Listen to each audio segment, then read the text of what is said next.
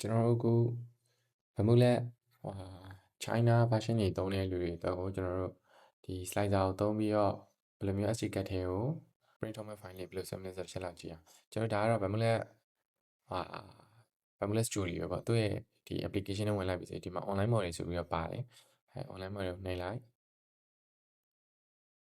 နှိပ်သွားရင်ဒီမှာပေါ့သူဗမှုလက် handy mega wall ရဲ့ဟာdesign file တွေအကုန်လုံးကဒီမှာပဲတစ်ခါလေးပါပြီးသားအမှကျွန်တော်ဒီလူသုံးများရဲ့ opinion လေးနေပဲကျွန်တော်စားလိုက်အောင်ခုနောက်ပိုင်း opinion တွေပဲထုတ်ချင်နေကြဆိုတော့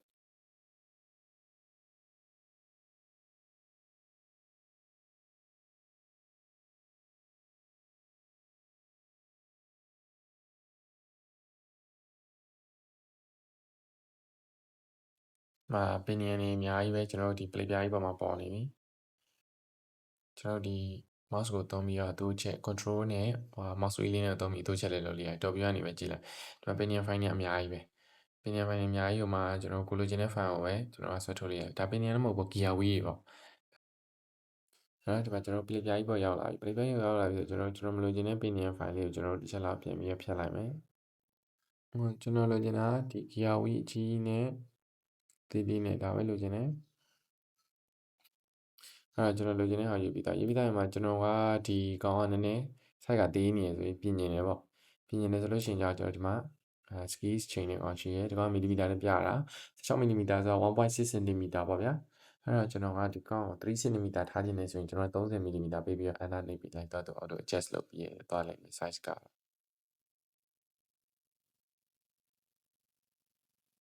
okay site ကိုချိန်နေနဲ့ရပြီဆိုရင်ကျွန်တော်တို့ကနောက်တစ်ခုရွေးရမှာကကျွန်တော်တို့ဒီကောင်တွေကိုသုံးမဲ့ filament ကိုရွေးမယ် filament ကကျတော့ဒီမှာ1 2 3 4ဆိုပြီးပေါ်နေရတယ်ဒါကြီးက cancel ကျွန်တော်တို့က color တရားနေနဲ့ပဲထုံးမှာဆိုတော့ဒီမှာပေါ်နေ filament တွေအကုန်လုံးချိန်ပေးလိုက်ချိန်ပေးပြီးလို့ရှိရင်ကျွန်တော်တို့ကဒီမှာသုံးမဲ့ filament အမျိုးအစားပေါ့ filament အမျိုးအစားဘာလဲပေါ့ကျွန်တော်ရွေးပြရမယ်ရွေးရမယ်ဆိုဒီမှာရွေးရမယ်ဆိုလို့ရှိရင်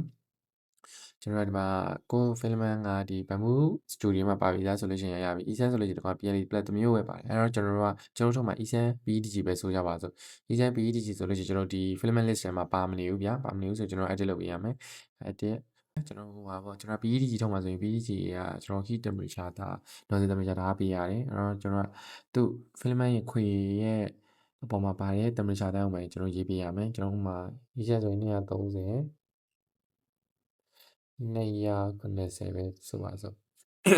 290အဲ့ဒါဆိုကျွန်တော်ရပြီဒါရပြီဆိုရင်ကျွန်တော် save ပေးလိုက်မယ် save ရဲ့အခါမှာနာမည်ပေးရမယ်နာမည်မှာကျွန်တော်တို့က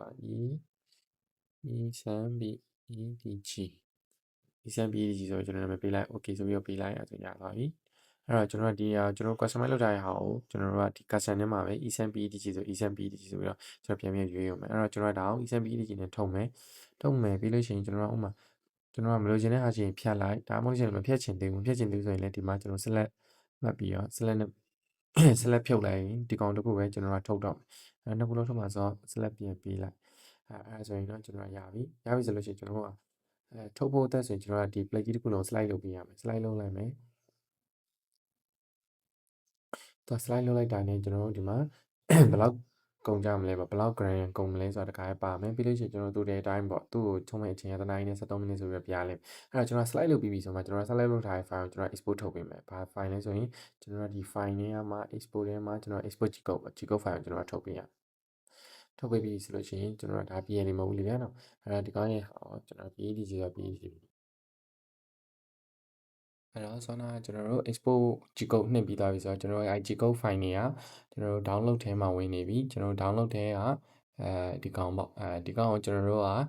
ကဆောနာကျွန်တော် export ထုတ်လိုက်တဲ့ကောင်သူရဲ့နောက်မှာ gcode ဆိုပြီးတော့လည်း extension name ပါတယ်ဒီကောင်ကိုကျွန်တော်အပြင် browser ရန်နေ download ဆွဲပြီးတော့သုံးမယ်ပေါ့အပြင် browser ရန်မှာပေါ့ဒီဒါဆိုလဲ megawatt ဒါ bamboo ကဟာပဲ bamboo ကဟာဟိုပဲမှာကျွန်တော်တို့အပြင် file ကနေ download အပြင် website တွေကနေ download ပြီးဆွဲမယ်ဆိုလို့ရှိရင်ကျွန်တော်တို့ဒီ file မဲဆိုပါစို့ဒီ gear fidget ပဲထုတ်လိုက်တော့ဗျာ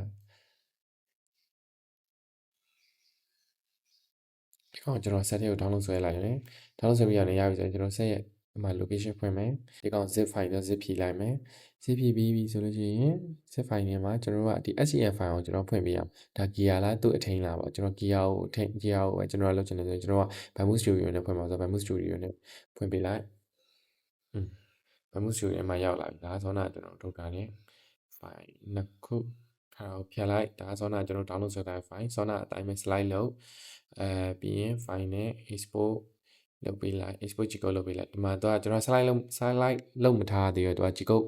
ဟိုကတော့ပေါ်နေမှာမဟုတ် slide လုပ်ပြီးတော့မှသူက G-code ထုတ်ဖို့ဆိုပြီးတော့ပေါ်လိမ့်မယ် okay အဲ့ဆိုရင်တော့ရပါပြီ